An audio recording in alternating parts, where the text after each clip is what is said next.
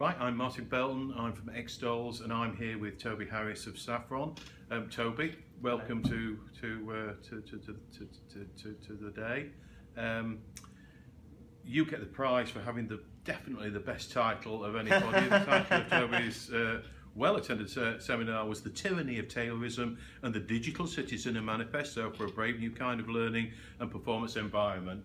A title like that, you've got to tell us what that means, Toby. Yeah, absolutely. So I wanted to build on some recent work that's been done, I guess, and the fact that we're slowly starting to debunk all these learning theories like 70-20-10, like Kirkpatrick, like learning styles, that have no scientific basis. They're just products, entrepreneurial products, some of them Ponzi schemes.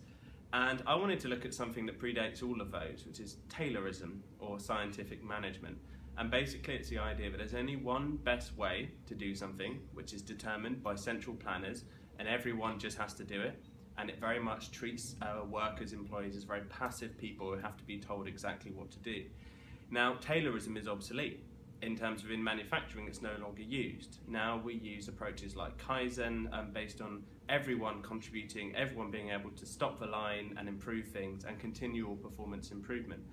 But Taylorism helped to give birth to modern HR and H in the 1920s. Now HR is still with us, and L&D is very much informed by what HR does, and it's all wrong. This is the thing, Taylorism, never scientifically validated.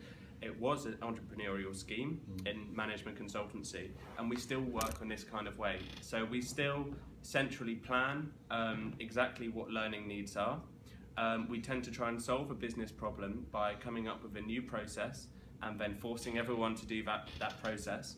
And then we're surprised when it doesn't work.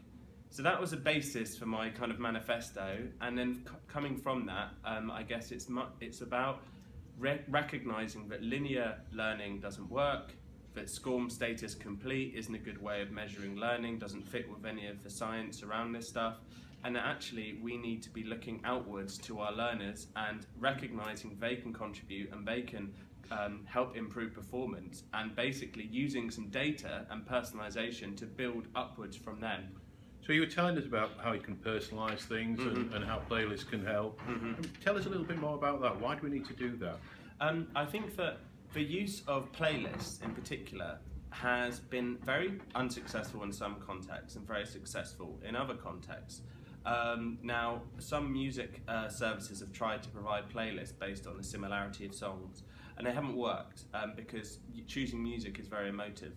What has worked is Spotify playlists, and they work by the playlists recommending lists of music based on what other people have chosen, i.e. they allow user choice or user input into the automated system. This is my idea with playlists, or Saffron's idea, it's not just me who's doing this. We think that it's going to be much easier to get line managers, line leaders, SMEs even, to contribute useful things, create learning playlists that their people who work for them can actually follow, and then we can track whether they use that playlist, whether it was effective. This is a way to spin up a huge amount of data, as well as to capture stuff from the commoditized web, from LinkedIn, from Google, bring it into your organization, and generate maybe lists of content would actually help. Now, it's not the same as a well-structured blended learning program, but it is a non-linear way to capture lots of useful content. It just might work as well. They just might do that. They might actually create a playlist. They're not going to use your LMS to create a blended learning program. Okay, one of the things I know you talked about was about reversing the trainer-trainee relationship. Now, I have to say, when I go into a webinar or seminar and the trainer suddenly springs out with big pieces of paper and starts asking me what I think about the subject, my heart sinks. I've gone into a seminar to be told how to do something. I don't want to tell them how to do that. Yeah. Why should I like that? Yeah, and I think that's a good point. There's certainly a place for a good relationship with a trainer and a trainer introducing new pieces of information and new pieces of insight, and certainly the trainer should be the springboard, and the design of the trainer should be the springboard. But what I'm getting at with the idea of reversing the trainee-trainee relationship is that people aren't passive receptacles, and people don't take a behaviour you have given them or a skill you have given them. Effectively, they have to make that themselves in their own minds. You can try and implant a concept, but it won't work. So we do have a goal, sure, we do have skills we want them to learn, but that has to emerge from learners actually contributing, reflecting, participating, and building up their own version of that skill. The best way I can summarize this is company has a vision, everyone's worked on a vision, and it's like a vision statement. Now they've sweated over this for kind of 6 months. You roll it out in an infographic video that's 30 seconds long, and you expect learners to pick up the thing that you have sweated over for so long. Now, that's not going to happen. Values are embodied in behaviour, and it has to emerge from your people. And so in that sense, learners are producers, they're producing stuff as well. Now, I agree, it's quite a challenging statement. I think most of what I said was quite challenging, because it's much easier to say, we've got an expert, this expert will tell people, but if that expert is successful, it will actually come from learners. They will be the ones picking up those new skills. Good, great. So I've been in e-learning long enough to remember the days when SCORM first came in. SCORM to me was a great thing because for the trainers, for the learning professionals, most of whom still have to understand about compliance, get people through the compliance regulations, and they need a tick in the box, whether we like it or not. Yeah. That's actually still the case in a lot of places. Why don't I want to train you to goal completion? Yeah. And okay, so on this, my specific argument is not that SCORM as a whole is something we should reject. There are elements of SCORM that are very useful, like bookmarking, for example, or like tracking the number of sessions. So when people come back, SCORM lets us capture lots of data and keep that in the kind of course experience. What I want to do is, I agree, sure, that you are going to have to maybe show someone, probably an internal person rather than an external person, that everyone's completed the training. But let's start thinking about how do we use aspects that really demonstrate performance has changed in SCORM.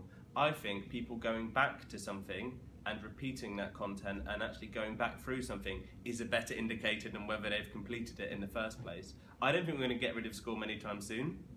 Tin Can is not a completed, or XAPI is not finished. It's not a finished standard, but we've done great things just by applying Google Analytics to courses. You get a lot more interested stuff. So yeah, it's not going anywhere, but let's try and think about how we can maybe, as a first step, use it a bit more intelligently. Okay, great. So I noticed you also speaking about gamification. Mm-hmm. So I'm kind of a fan of a gamification, but I guess I'm the kind of person that would appeal to. I like football, I like playing games, I'm driven by goals and things like that. But tell us, what's the reality of gamification in learning?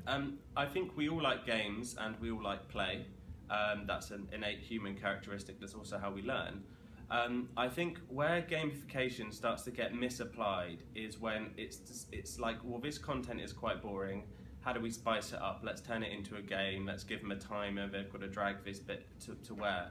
Now, gamification, games always work towards a certain end, I think, whether that is retaining knowledge or whether that's simply learning how to play the game.